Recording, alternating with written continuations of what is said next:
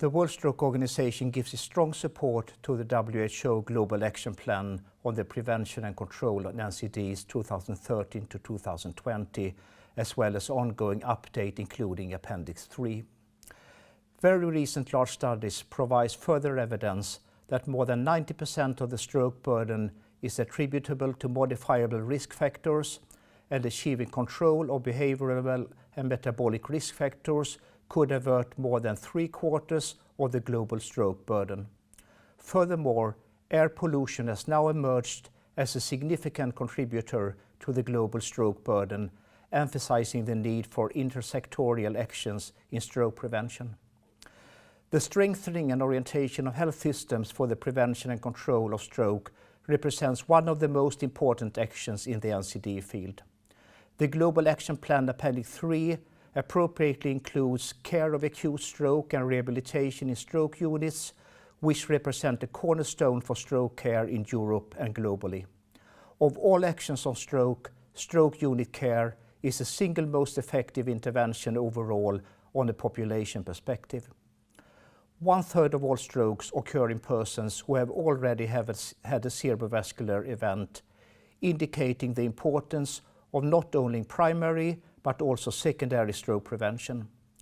The Appendix 3 includes the core elements of blood pressure lowering for all types of stroke, as well as low-dose aspirin, statins, and anticoagulation for persons with atrial fibrillation who have had an ischemic stroke.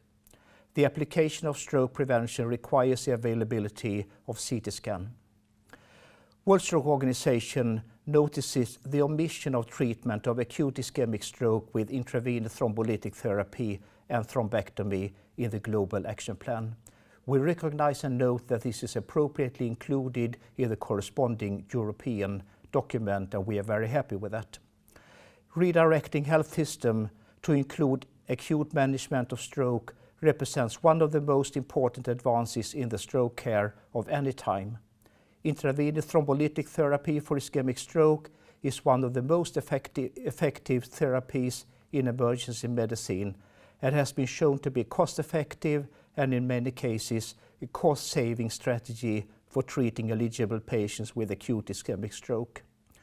Less than 2 years ago, several large trials provided strong scientific support on the effectiveness on treatment with thrombectomy in patients with very severe acute ischemic stroke caused by occlusion of one of the major arteries in the brain.